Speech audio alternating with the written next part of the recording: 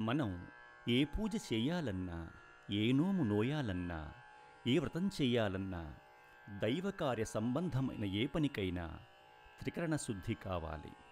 అంటే మనం చేసే దైవకార్యం మనస్సు చేత, వాక్కు చేత, చేసే పనిచేత పవిత్రమైనప్పుడే అది సఫలీకృతం కాగలుగుతుంది.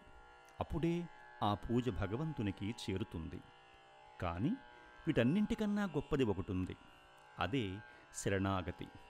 అన్యథా శరణం నాస్తి త్వమేవ శరణం మమ తస్మాత్ కారుణ్యభావేన రక్ష రక్ష జనార్దన అన్నట్లు నీవు తప్ప నన్ను రక్షించగలవారెవరూ లేరని ఆ పరమాత్మునికి అచంచల భక్తితో చేసే ప్రార్థన చాలా శక్తివంతమైంది.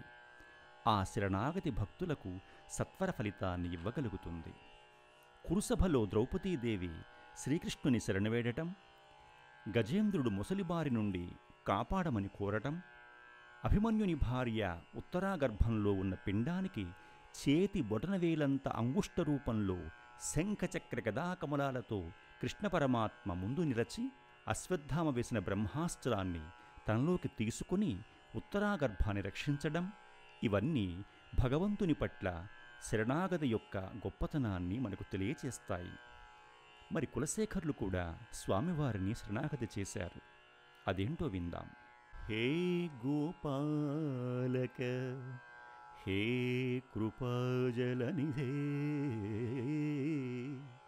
హే సింధు కన్యాపతే హే కంసాంతక హే గజేంద్ర కరుణాపారీణ హే మాధవ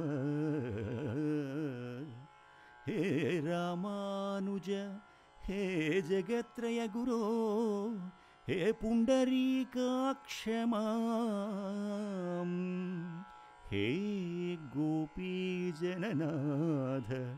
పాలయ పరం జానామి న త్వాం వినా.